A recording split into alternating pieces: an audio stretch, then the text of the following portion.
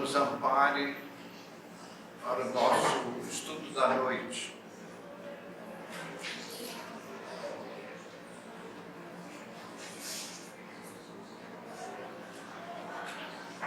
Nós vemos de uma forma simplista a vida na vida universal. Então nós costumamos dizer, ali estão nos céus os grandes espíritos. Às vezes chamamos de anjos, é uma força de expressão. E numa quase vaidade pessoal, olhamos para os animais assim com um certo desdém. Ô boi, você é apenas um bicho. Eu sou um ser humano, você é um bicho. Veja só, amigos, a vida é uma só. Desde aquele instante que os sábios espirituais chamam de lux, que está guardado nos segredos de Deus, porque nos faltam conhecimentos para entendermos aquele momento em que nós surgimos no universo como filhos do Criador. Enveredamos o nosso progresso através dos reinos animais. Nós poderíamos falar muito sobre isso, em informações, cursos muito interessantes feitos no mundo espiritual. Existe um verdadeiro universo desse lux até o começo da vida animal. Mas para o nosso entendimento mais simplificado, nós diríamos que o reino nominal é aquele estágio do espírito que ele está entre o reino animal e o reino angélico. Angélico no sentido dos grandes espíritos, aqueles construtores cósmicos, cuja vida, cujo entendimento escapa à nossa capacidade. Nós vemos a obra desses sábios, mas não podemos ainda entendê-los. Então nós olhamos assim, às vezes o reino animal com certo desdém. Mas foi ali que nós começamos o nosso trabalho de desenvolvimento. Existe uma página de Emmanuel muito bonita a respeito disso. E ele nos afiança que começamos o nosso progresso nas escalas primitivas dos reinos inferiores. Então vejam, amigos, do ponto de vista físico, onde situam-se as nossas almas na carta do desenvolvimento cósmico. Mas, do ponto de vista interno, interior dos nossos espíritos, nós evoluímos em dois patamares: a inteligência e o sentimento. Tudo o mais é desdobramento desses dois patamares. Nós podemos pegar a inteligência e dizermos, aquela pessoa tem um raciocínio rápido, um raciocínio lógico. Na verdade, são desdobramentos do princípio da inteligência.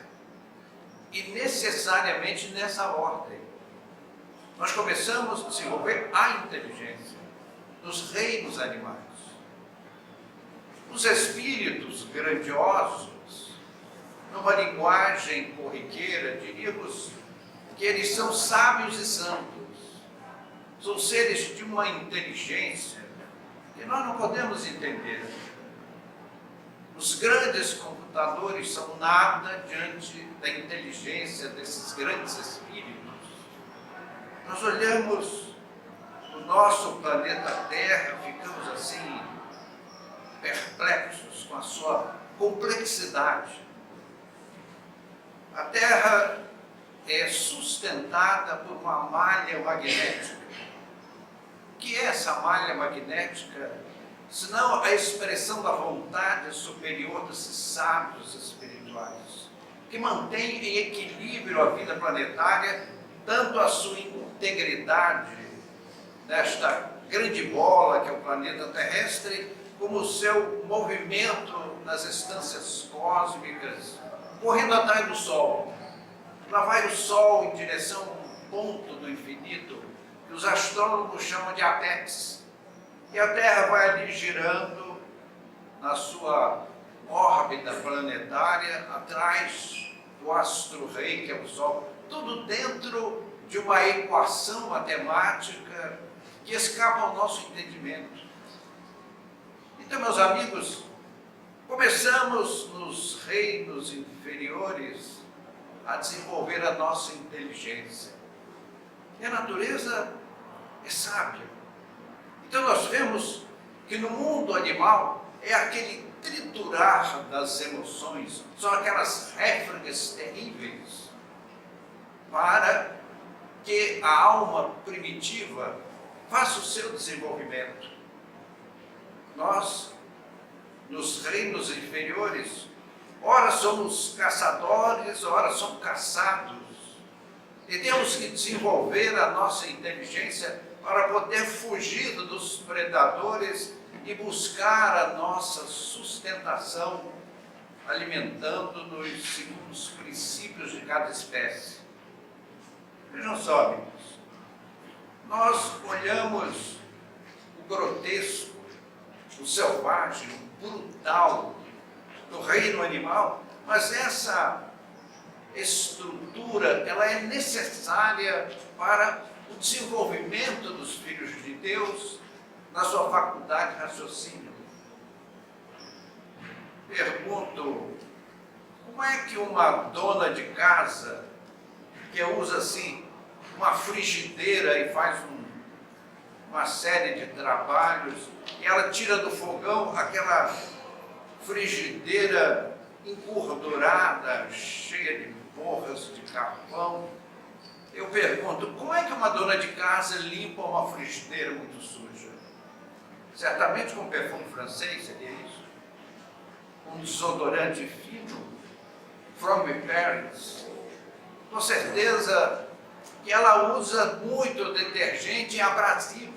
Assim é o reino animal.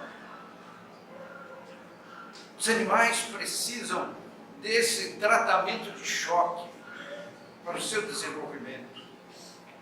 E nesse desenvolvimento, os espécimes inferiores vão armazenando clichês mentais. Isso é um exemplo prático. Os búfalos africanos são animais fortíssimos, e cada um possui 2 chifres que são como aço. Quando o leão tenta atacar uma manada de búfalos, ele se reúne 10, 15, 20 e fazem um pelotão voltado para o leão com aqueles 2 chifres cada um. Aí o leão tira da mochila o seu laptop, tecla ali. Em caso de búfalos de chifres afiados, como proceder? Aí resposta, caia fora antes que eles furem sua barriga. E é exatamente assim que faz o búfalo. Quando se o leão atacar aquele pelotão, ele vai ferir alguns, mas alguns enfiarão o seu chifre no seu ventre, que já é uma cultura ancestral daquele animal. Então, meus amigos, assim, os filhos de Deus vão absorvendo uma cultura evolutiva, e os búfalos vão embora e o leão dá no pé, porque encarar aqueles chifres é risco de vida. Assim, meus amigos, e se nós explorarmos a linguagem dos computadores, nós diríamos que esses clichês que vão sendo armazenados na mente primitiva, poderíamos simbolicamente transformar a mente do animal num notebook. E ali você, a cada estímulo, uma resposta, a cada informação. Por exemplo, no caso de nós, seres humanos, uma ofensa grave, como é que nós reagimos? Abrimos, em caso de ofensa, clique nesse campo. Aí clicamos ali, aparece uma tela. Caso de ofensa grave, chute, bata, morda, rasgue, quebre ossos, arranque orelhas, pescoço, não é isso? E assim nós vamos formando a nossa cultura animal, a nossa cultura ancestral. Mas vamos desenvolvendo a nossa inteligência, a nossa capacidade de pensar. Quando nós chegamos aos espécimes animais superiores, em particular o chimpanzé, meus amigos, o chimpanzé adulto tem o raciocínio de uma criança de 5 anos, cientificamente provado. Os naturalistas fizeram essas pesquisas, mas nós não vamos nos aprofundar nesse ângulo, porque perderíamos o fio do nosso estudo. Então, meus amigos, o homem, como o animal, agem por impulso. São os impulsos, segundo a nossa cultura, nós reagimos. E vejam só, esse estudo é muito interessante e ele nos explica a razão dos chamados crimes hediondos. É só você ligar a sua televisão, você voltar em casa, ligar a sua televisão, e você vai assistir no noticiário policial o crime hediondo de hoje, porque é uma verdadeira epidemia mundial. Fatos assim que nos deixam chocadíssimos. Por quê? Por que os crimes hediondos? Eu lembro, há mais ou menos 50 anos atrás, o caso daquela grande atriz americana, que era a musa do cinema da época, Sharon Tate. Ela foi atacada em sua residência por um grupo de 12 rapazes, filhos de classe média alta, que se drogavam para barbarizar. O que eles queriam? Roubar? Não, eles eram quase ricos. Eles viviam muito bem, mas sentiam prazer de barbarizar e drogavam-se para isso. A moça estava com 8 meses de gestação. Eles conseguiram anular o alarme da sua mansão e ela estava sozinha em casa. O que eles barbarizaram com aquela dama?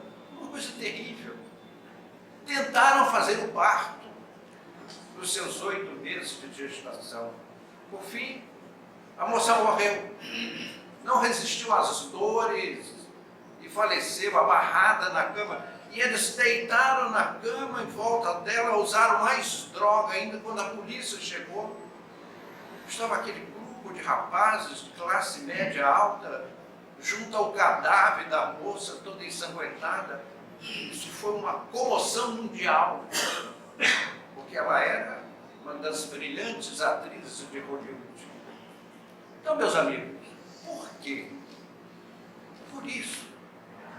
É porque os clichês, as telas, para usar uma linguagem de computador, nós a trazemos dos reinos animais. Nós estamos hoje no patamar chamado reino nominal, mas nós ainda estamos muito perto da animalidade.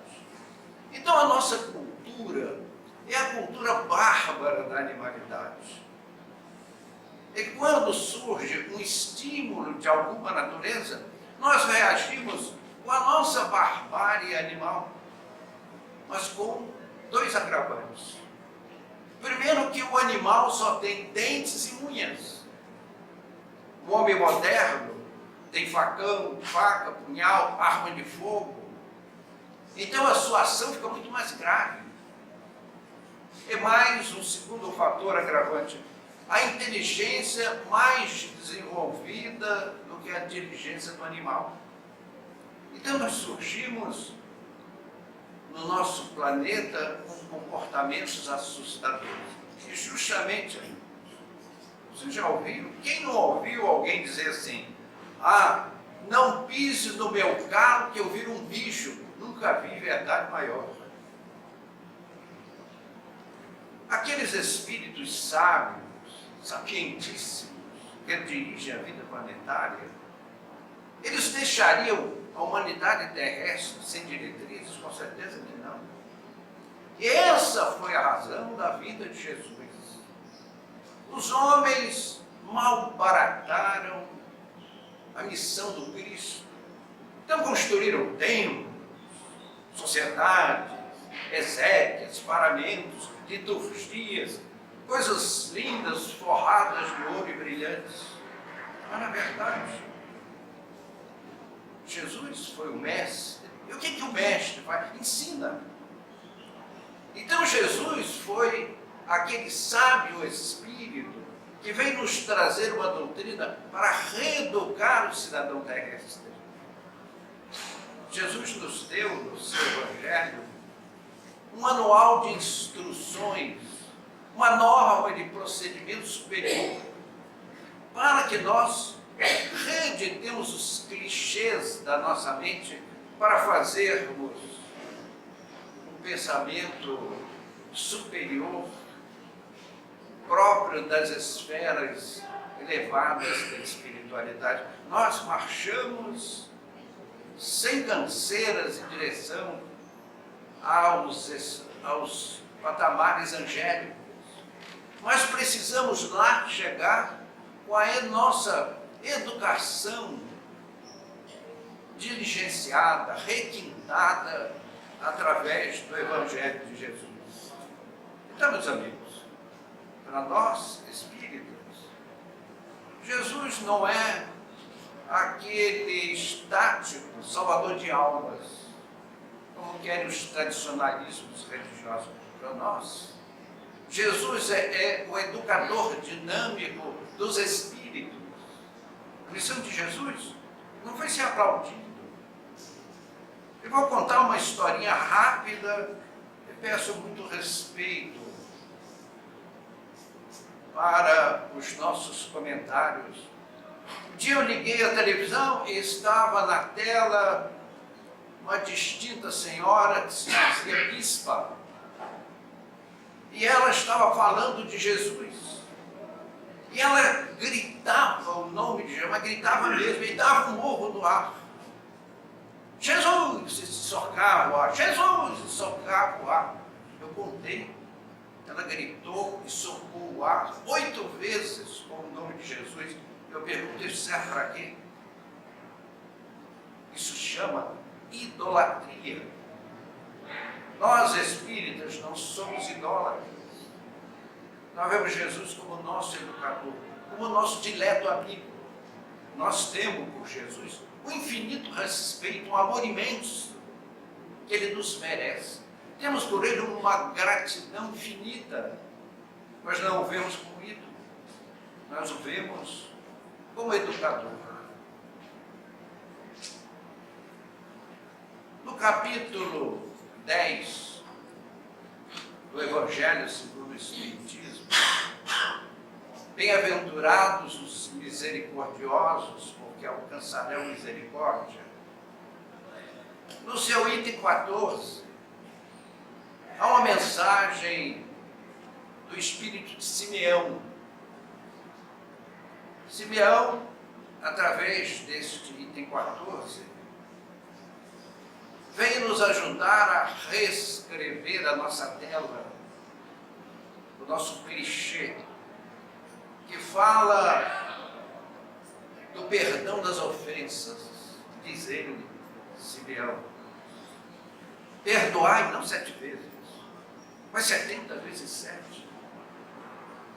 Abrandai o vosso coração e perdoai infinitamente. Esta é a grande mensagem do Cristo. Agradeçamos a Deus e façamos com que o Criador dos mundos fique feliz com a nossa brandura, com a nossa altivez. Deus não faz conta de quantas vezes nos perdoa, oferecendo-nos tantas oportunidades quantas sejam necessárias para resgatarmos os nossos erros de todos os tempos. Deus não faz conta das oportunidades que nos dá. Perdoemos aos nossos semelhantes, para que Deus nos perdoe. Leia, estudai e divulgai esta mensagem que vos trago em nome do Cristo de Deus. Meus amigos, continua Simeão a nos mandar a perdoar os nossos semelhantes. Quanto maior for a ofensa, maior o mérito do nosso perdão. Espíritas, meus irmãos, nos diz ele na sua mensagem, jamais vos esqueçais de que o Evangelho não é uma figura de retórica, mas uma lei divina sideral para a eternidade. Esqueçamos, guardemos, destruamos no flagelo das coisas más desse mundo com a caridade do esquecimento. Destruamos também todo sentimento de rancor, de ódio, de revide. Felizes aqueles, diz Simeão, que na calada da noite, ao deitar-se em suas orações, possa dizer do fundo do coração, com profunda sinceridade: Senhor, nada tenho a reclamar do meu próximo. E nesta noite, esse irmão será abençoado por Deus. Essa mensagem de Simeão, se alguém quiser conferir, capítulo 10 do Evangelho segundo o Espiritismo, item 14, perdão das ofensas. Meus amigos, Chico Xavier nos traz à memória o fato real, porque o Chico não era dado a ficções. Nós mesmos não precisamos de ficções. A doutrina espírita tem um conteúdo de ensinamentos que se perde no infinito. Então não precisamos de ficções. Então nos conta o Chico, ou nos contou o Chico, essa inovidável experiência humana. Certa feita, chegou à casa de uma viúva, o corpo morto do seu único filho, assassinado de uma forma bárbara. A partir daí, esta senhora chorava sem parar. A dor foi forte demais para o seu coração. E como o homicida se evadiu, ele nunca foi encontrado pelas autoridades policiais, o assunto caiu no esquecimento, porque os anais da justiça humana são profundamente falhos, não por indiferença dos juízes e das autoridades, que são as circunstâncias do nosso mundo. Então, o Espírito procurou Chico.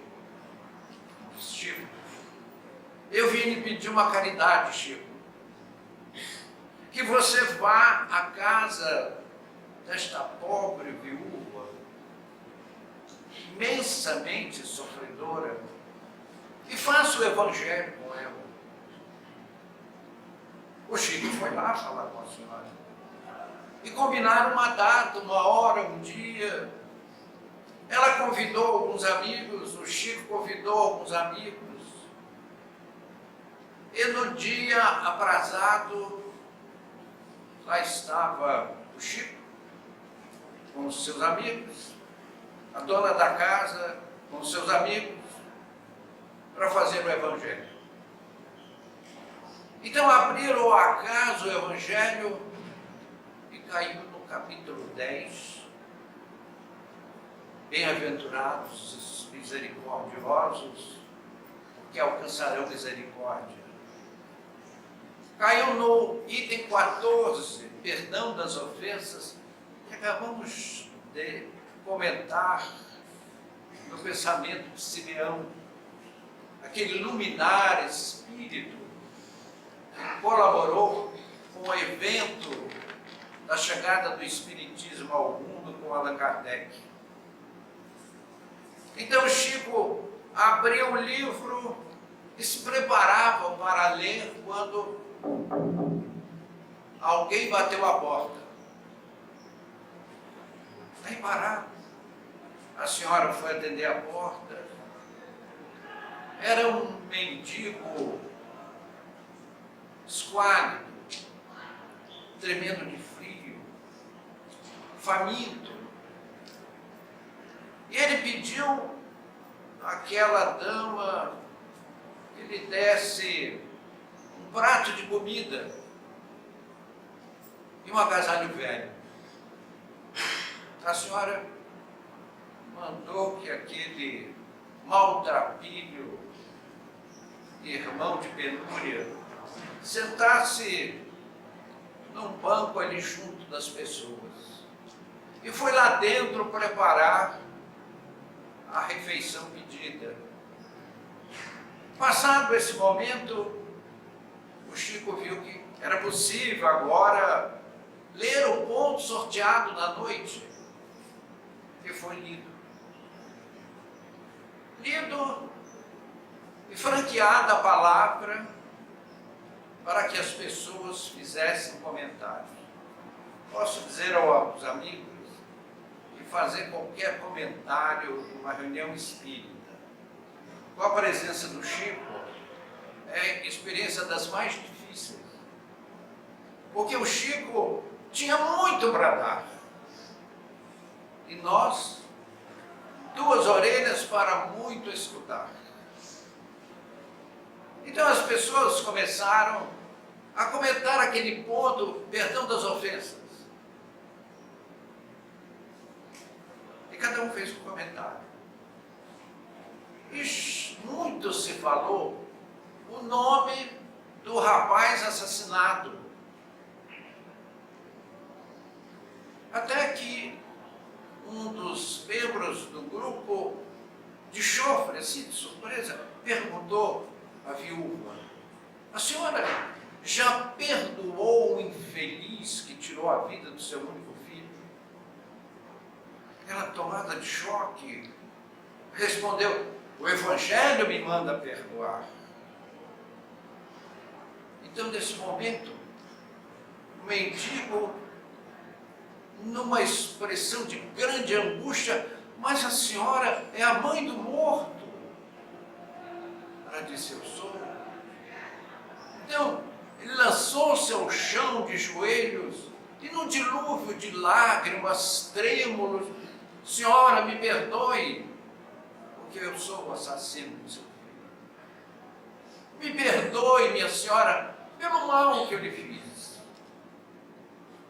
Eu era um ébrio irresponsável, desorientado da vida. Perdoe-me, senhora. E trêmulos de joelho no chão, afogava-se num dilúvio de lágrimas.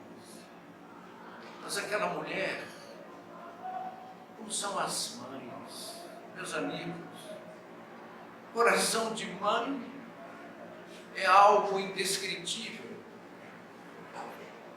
E ela então encaminhou-se para o rapaz e disse: meu filho, não me peça perdão, porque eu também sou uma pecadora, também sou uma pessoa muito imperfeita, meu filho. Peçamos sim a Deus perdão para todos nós aqui presentes, que Ele nos perdoe e nos abençoe. E deu um abraço enorme, que só coração de mãe é capaz de fazer isso. Naquele mendigo sujo, magro, trêmulo, doente, faminto, trêmulo de frio. Foi uma noite de uma experiência inesquecível, nos disse o Chico Xavier.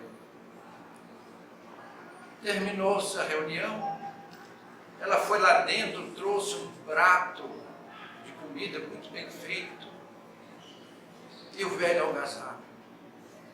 O rapaz estava transformado de alma, agradeceu a todos, foi procurar a justiça, reformado espiritualmente, para pedir a punição da justiça para o seu erro imperdoável.